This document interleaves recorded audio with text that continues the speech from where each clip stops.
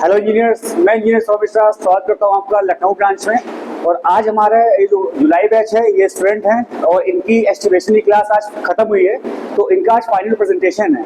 तो आज के इस वीडियो में ये अपना प्रेजेंटेशन देंगे और इनको एक एक टॉपिक दिया गया है और एक एक टॉपिक के बारे में आपको ये डिटेल में आज ये बताएंगे। तो आज हमारे जितने भी व्यूअर्स हैं ये इनको देखेंगे कि इन्होंने जो इनकी भी जुलाई से 15 दिन से क्लास शुरू हुई थी और इन्होंने इस 15 दिन में क्या क्या चीज़ें सीखी हैं वो आज अपने डिटेल में अपने वीडियोस में आपको बताएंगे। तो एंड तक आप वीडियो में बने रहिएगा जिससे आपको समझ में आएगा कि सिविल गुरुजी की ब्रांच में किस तरह से ट्रेनिंग चल रही है और बच्चे किस तरह से अपनी ट्रेनिंग को परफॉर्म कर रहे हैं और कैसे कैसे चीज़ों को सीख रहे हैं।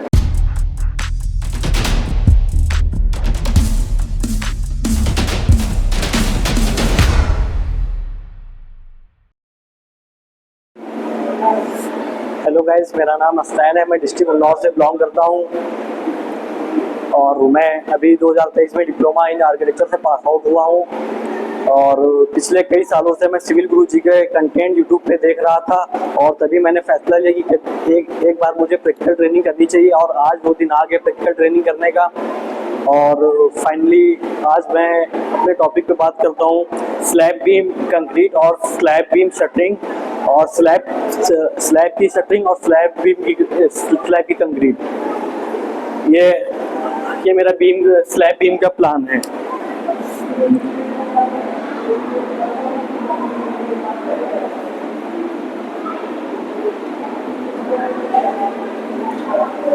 आप देख सकते हैं स्लैब बीम का प्लान है जो कि इसका जो है स्पैन 2500 mm दिया हुआ है और इसको हम जो है डिनोट करते हैं SB1 से और SB1 से इसको भी डिनोट करते हैं।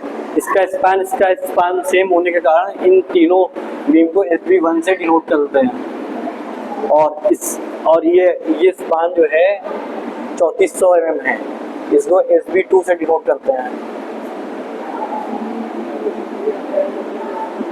ये सेम स्पान है और ये इसका सेक्शन कटा हुआ है, ये A' सेक्शन कटा हुआ है। और जो हम स्लैब बीम की पहले शटरिंग की बात करते हैं, स्लैब बीम की शटरिंग हम कैसे निकालते हैं। स्लैब बीम की शटरिंग 2 तरह से निकाली जाती है। एक स्लैब बीम की शटरिंग 2 तरह से निकालते हैं, आउटर बीम और इनर बीम। आउटर बीम जो होती है उस साइड में यहाँ पे जो है स्लैब कंटिन्यू नहीं रहती है, जो कि हमको जो है स्लैब की बीम की हाइट तक जो है तो उसको मेजर करना होता है। बीम की हाइट ये 350 mm दी हुई है और जिसका बॉटम 250 mm है और ये साइड सेकेंड साइड 350 mm को जो है 125 माइनस कर देंगे स्लैब की थिकनेस से, जो कि हमारा 225 mm आ जाएगा।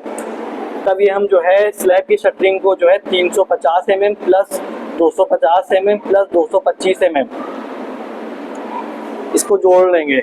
इसको जोड़ने के बाद जो कुछ निकलेगा हमें 350, 400, 500, 600, 700, 725 निकला जा करके यहाँ पे, जो कि हम इसके स्पैन से इसको गुणा कर देंगे तो हमारा जो है शटरिंग जो है हमारी स्क्वायर मीटर में निकल आएगी। स्पैन हमारा दिया है 2500 mm, जो कि 0.25 मीटर इंटू SB1 जो है मेरे 2 हैं आउटर, तो 2 से इसको गुणा कर देंगे। जितना भी आएगा यहाँ पे गुणा करने के बाद आंसर हो जाएगा, वो स्क्वायर मीटर में इसको डिनोट करेंगे। इसके बाद हम इनर बीम निकालेंगे। इनर बीम जो निकलेगी मेरी ये 225 और 250, 225 प्लस 225 प्लस 250, 500, 700,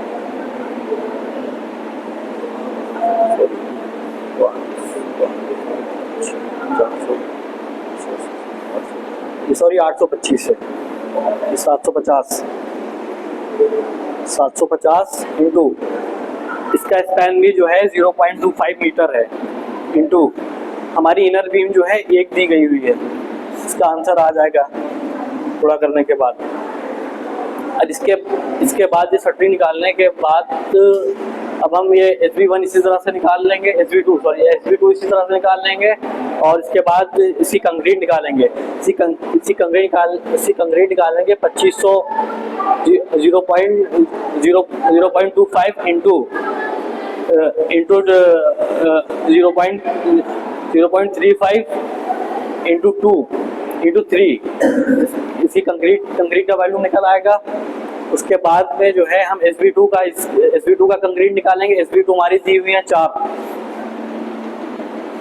4 SB2 दी गई हैं। इसका स्पैन दिया हुआ है 0.34 मीटर इंटू बीम की height 0.35 equal to answer cubic metre में इसका आ जाएगा। इस तरह से इसी कंक्रीट निकाल लेंगे। उसके बाद में हम स्लैब की शटरिंग निकालेंगे, स्लैब की कंक्रीट निकालेंगे। स्लैब की शटरिंग निकालने के लिए हमको स्क्वायर मीटर में शटरिंग निकालना होगी। यहाँ पे SG1 जो दिया है, 2 SG1 दिए हैं, 2 स्पैन S1 और into length into width 0.34 into 0.28 equal to answer square metre में इसका आ जाएगा। इस तरह से जो है हम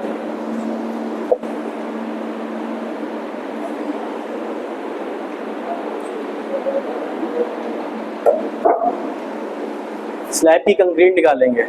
स्लैब की कंक्रीट निकालने के लिए L into width into H। Slab के कंक्रीट के जब वैल्यूम निकालेंगे तो इसमें हम ये जो है इसको बीम को पहले काउंट कर चुके हैं, बीम का वैल्यूम पहले निकाल चुके हैं। अब हमको स्लैब का निकालना है क्योंकि एक ही साइज दिया हुए हैं 2। अब हमको जो है number into L into W into H, number कितने दिए हुए हैं? 2 नंबर दिए हुए हैं। इंटू लेंथ दी हुई है 0.28 इंटू विड्थ दी हुई है 0.34 इंटू हाइट दी हुई है 0.125 इक्वल टू आंसर आ जाएगा इसका क्यूबिक मीटर में। That's all. Good morning friends, my name is Mohammad Yasin. I am from Bihar. I completed my BTech from JCRG and civil Guruji का join करने का मेरा एक ही मकसद था कि हम चीज़ों को प्रैक्टिकली समझे, साइड पे आखिरी में होता क्या है। So today I will discuss about the plaster. According to CPW IS 1200 इसमें मेंशन किया गया है प्लास्टर का 3 कैटेगरी होता है, जैसा कि 6 mm, 12 mm और 15 mm। 6 mm, 12 mm,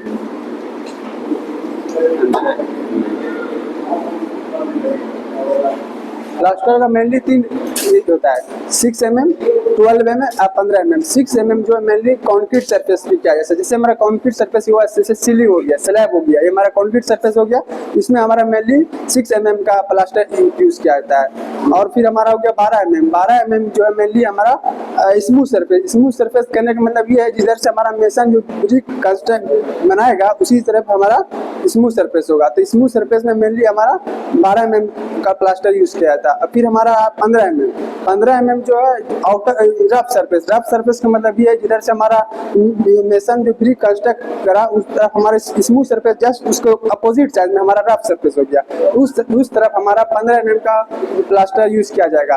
और हमारा 6 mm प्लास्टर में जो मोटा यूज करा जाएगा 1:3 1:4 का, मतलब कि 6 mm में जैसे यूज करा जाएगा। फिर हमारा 12 mm में जो है 1:3 1:4 1:5 का मोटा यूज करा जाएगा। ऐसे 15 mm भी उसी प्रकार का यूज करा जाएगा। और जो हमारा जो प्लास्टर में जो हमारा सेंट जो यूज किया जाए, सेंट जो 4 जोन का आता है, मेनली जो हमारा जो प्लास्टर में सेंट यूज करा जाएगा जोन 4 का यूज करा जाएगा। और जो हमारा जो सीमेंट जो है मेनली जो PPC यूज किया है, इसलिए PPC यूज किया जाएगा। जो हमारा हीट ऑफ हाइड्रेशन जो इसमें लो होता है PPC में, और हमारा प्लास्टर जो वर्क जो है स्क्वायर मीटर में कैलकुलेट किया जाता है। फिर से प्लास्टर का वर्क स्क्वायर मीटर में कैलकुलेट किया जाता है। और हमारा जो प्लास्टर वर्क करने से पहले क्यूरिंग बहुत जरूरी है। क्यूरिंग इसलिए जरूरी है ताकि हमारा जो बॉन्ड जो होता है जब हम प्लास्टर करेंगे तो अच्छा स्ट्रेंथ अच्छा दे। और फिर जब मोटार बन के रेडी हो जाए, हम जाएंगे तो उसके एक सीमेंट सली बनाना जरूरी है। सीमेंट सली बनाने से उससे हमारा स्ट्रेंथ ज़्यादा पकड़ होता है। इसीलिए प्लास्टर करने से पहले वॉल में जो है सीमेंट सली देना बहुत जरूरी है। फिर उसके बाद हम प्लास्टर वर्क कर देंगे। प्लास्टर वर्क करने से पहले एक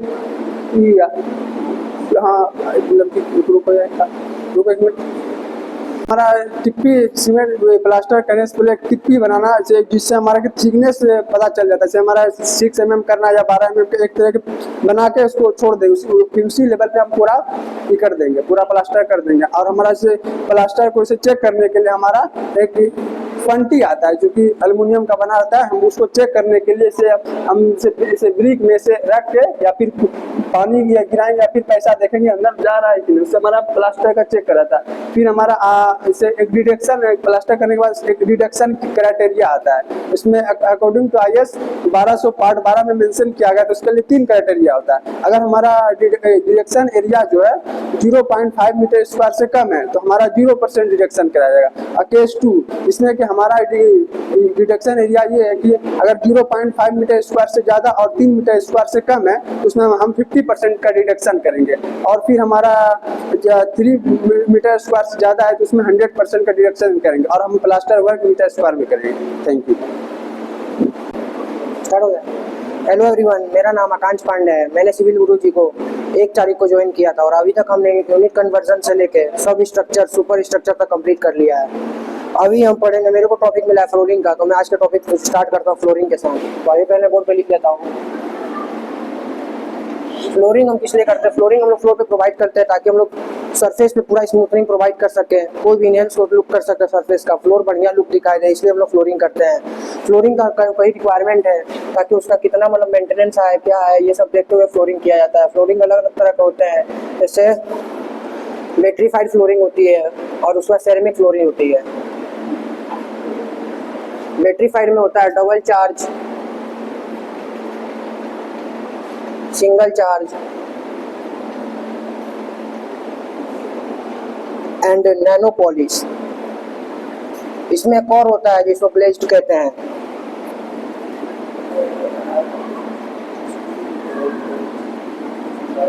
और सेरेमिक में एक ही तरह का होता है।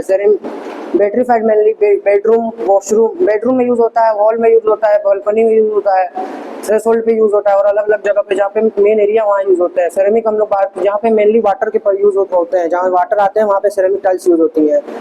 ये सेरेमिक टाइल्स में पोर्स होता है और ये नॉन स्किटिंग होता है। बैटरीफाइड में 0.0 से 0.5 तक वाटर ऑब्जर्प्शन होता है, बट सेरेमिक में वाटर ऑब्जर्प्शन ज़्यादा होता है, 10 से 15% तक वाटर ऑब्जर्प्शन। जैसे हम लोग बाथरूम यूज करके निकलते हैं तो ये तुरंत वाटर धीरे धीरे 1 घंटे के अंदर ऑब्जर्व कर लेगा, बट ऐसा ही नहीं, इसमें बैटरीफाइड में नहीं है। बैटरीफाइड का बिजली स्कर्ट मतलब बॉडी इतनी फिसल सकती है अगर कुछ हुआ बाय द वे तो, लेकिन सेरेमिक में ऐसा कुछ नहीं होता, स्कर्टिंग नहीं होता है।